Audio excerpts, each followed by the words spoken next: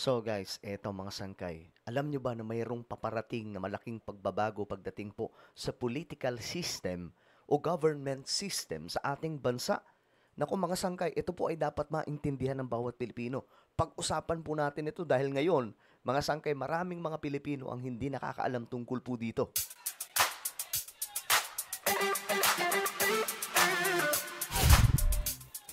Yo guys, what's up? This is me. I'm back for another vlog today. Ito, pag-usapan po natin mga sangkay ang mahalagang impormasyon, no, na dapat po ninyong malaman. Aba, eto mga sangkay, kasi meron pong isasagawa ngayon, no, ang Marcos administration na magiging makasaysayan. Kung naaalala nyo mga sangkay, yung mga nangyari noon, like 1986, inayos yung may mga binago sa sistema ng pamahalaan, kaya nga lang humantong po sa pangit na sitwasyon mga sangkay ang ating bansa, naging mahirap ang Pilipinas. Ngayon, kay PBBM mga sangkay, mayroon po siyang prioridad na gusto niyang isagawa ngayon ng mga mambabatas. At ito po ang ating pag-uusapan. Nakaraan mga sangkay, napag-usapan na po natin ito. Pero dito, i-highlight po natin kung gaano nga ba kahalaga ito mga sangkay at ano ang mangyayari sa Pilipinas. Talagang masashock kayo ngayon sa mga malalaman ninyo. Anyway, bago tayo magtuloy-tuloy sa mga hindi pa po dyan nakakapag-subscribe sa ating YouTube channel, tayo po ay malapit na makarating mga sangkay sa 1.59 million subscribers na po tayo at tayo road to 2 million subscribers na. Kaya naman kung ikaw ay hindi pa po nakakapag-subscribe at gusto mong mapabilang sa dumaraming mga solid sangkay, makikita nyo po yung subscribe button sa baba ng video na to. I-click nyo lamang po yung subscribe, i-click ang bell, at i-click nyo po yung all. Sa mga nanonood naman po sa Facebook, syempre, i-follow nyo po yung ating Facebook page. Okay, this is very, very interesting topic, mga sangkay, and I'm so excited to discuss, mga sangkay. Kasi ito, pakinggan nyo po ito yung prioridad, mga sangkay, ni PBBM. Sabi dito, panukalang batas na priority ni PBBM. Itong huling mga taon ni PBBM as president, anti-dynasty bill. Sinong mag-aakala mga sangkay? 'Di ba? Alam naman po natin ang daming Marcos mga sangkay sa Ilocos. Anti-dynasty bill, Independent People's Commission Act. Ito po yung magiging bantay mga sangkay sa mga kurap. Ang lupet. Ito, Party List System Reform Act. Ito pa mga sangkay.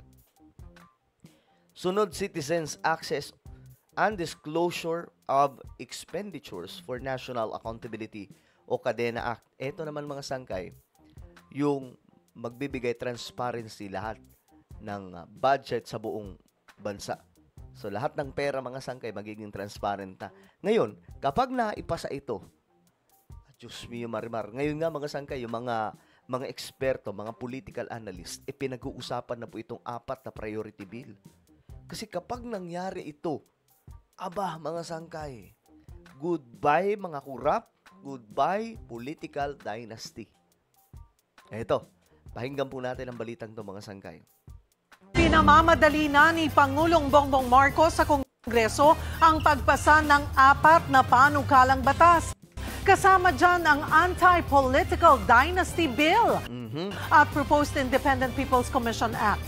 Nasa frontline ng balitang yan, si Marian Enriquez. Okay, pakinggan nyo mabuti. Kasi akala po ng marami, simple lang to. Alam nyo yung makikinabang dito, hindi lang mga loyalista.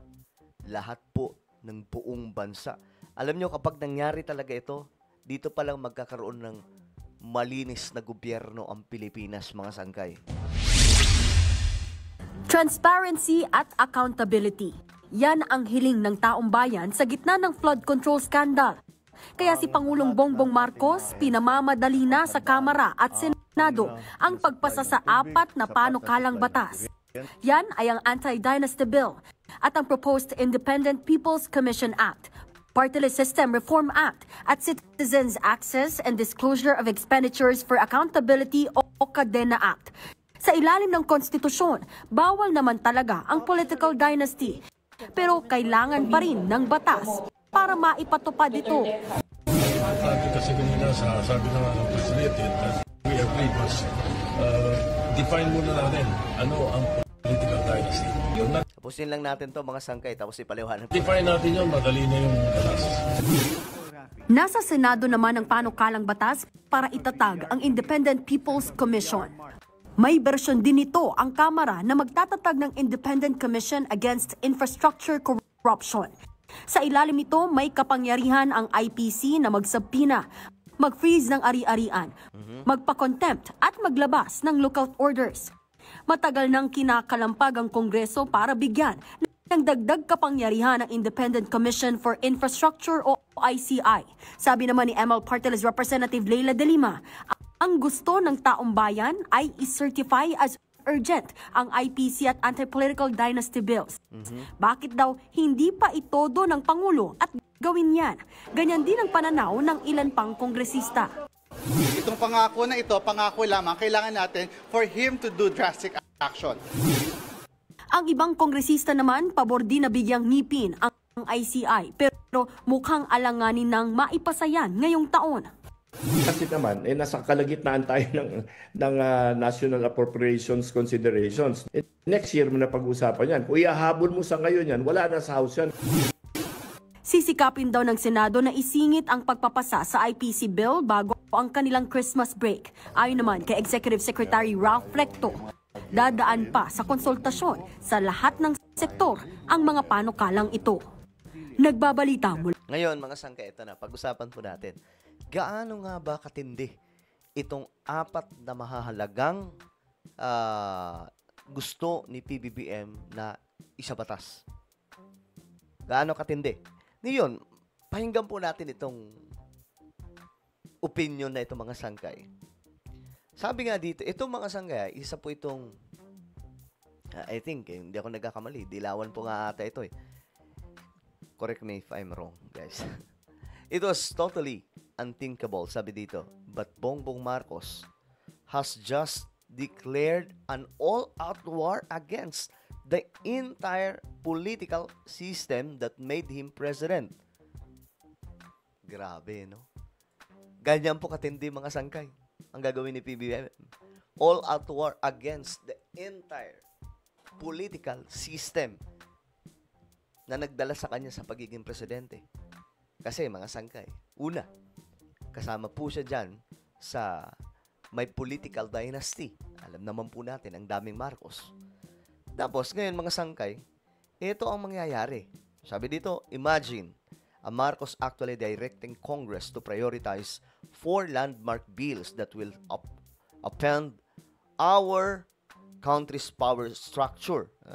Structure ng ano natin, ng halimbawa na lang, political system natin, mga sangkay, government system, talagang pangit, no? Kaya nga po, ang daming corrupt. At actually, ang sinisisi po natin dyan ay yung 1987 Constitution, mga sangkay. Kasi, ito po ang dahilan kung bakit ang politika sa bansa magulo. Pero ngayon, ito mga sangkay, ito mangyayari. Kasi since ito po ay Anti-Dynasty Bill, Independent People's Commission Act, the Party List System Reform Act, and the Citizens and Disclosure Expend for National or Cadena Act for Public Spending Transparency. Ano mayroon dyan mga sanggay? Ito. Imagine a country where elections suddenly open up with the anti-dynasty law. So imagine niyo daw mga sangkay na ang eleksyon, no, ay dadating na kung saan meron na pong anti-dynasty law. Ano ang magiging effect niyan, mga sangkay? The family, political system, the political family franchise collapse. Magko-collapse, mga sangkay. Ang mga, alam niyo man po natin, yung mga pamilya, di ba? Yung mga probinsya, marami po doon. Mga pamilya po yung may hawak. So yan po yung unang mawawasak diyan, mga sangkay. Provinces long ruled by one family name, di ba? Mga sangkay, alam po natin yan. May mga iisang apelyido lang. Halimbawa, Davao, Duterte, Ilocos Norte, Ilocos, Marcos, saan pa ba? Marami ngayon mga sangkay. Naggalat po yan sa buong bansa. So, anong mangyayari dyan? Yan po yung unang masisira dyan. The governor, sabi dito,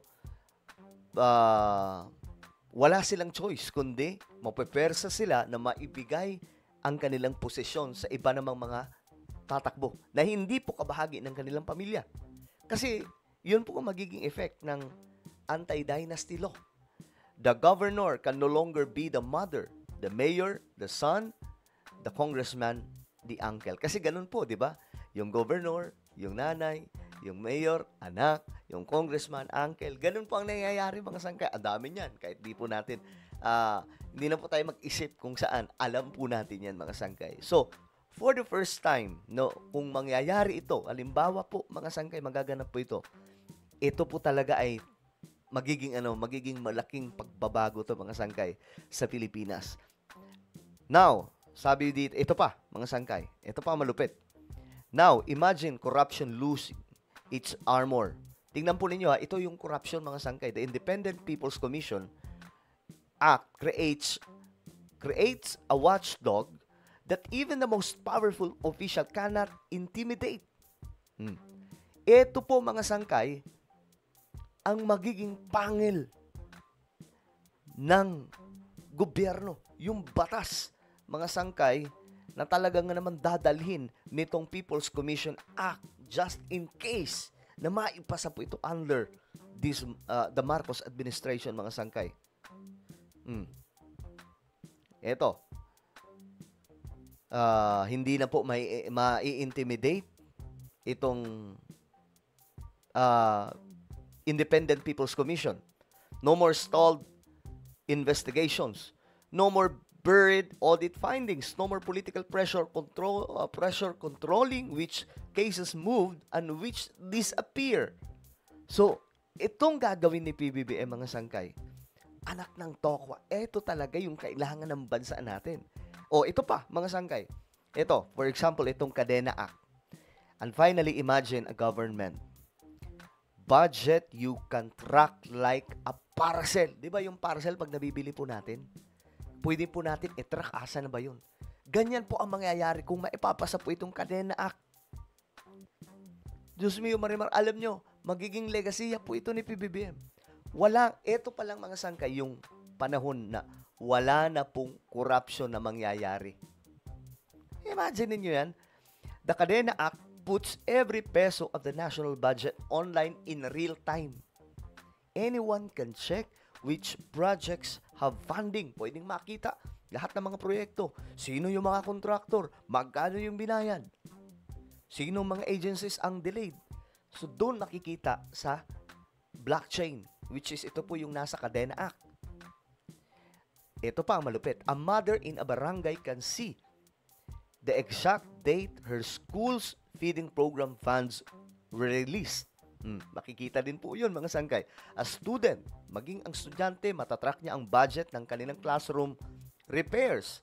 A tricycle driver can verify whether road funds were spent or quietly diverted. With transparency so complete, corruption becomes harder to plan and impossible to hide. Dito sa Kadena Act, mga sangkay, imposible pong maitago yung corruption. That is why, mga sangkay, napakahalaga nitong gusto mangyari ni PBBM.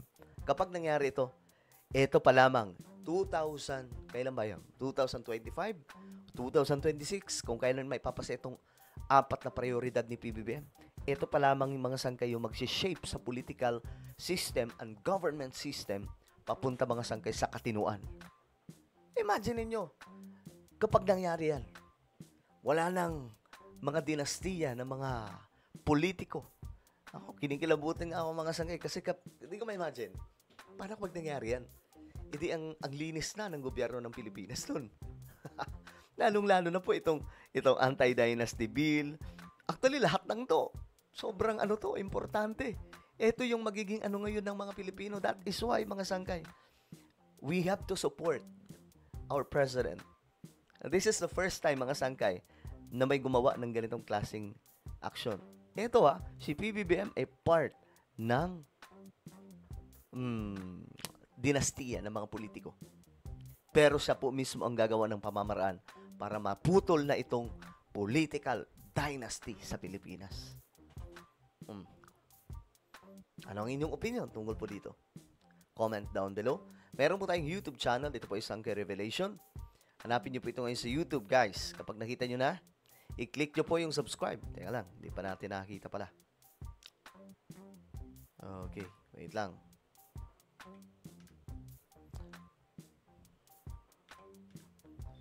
Ito yan, guys. Hanapin nyo po ito sa YouTube ngayon din. Kapag nakita nyo na, i-click nyo po yung subscribe, i-click yung bell, at i-click nyo po yung all. Ako na po ay magpapaalam. Mag-iingat pong lahat. God bless everyone.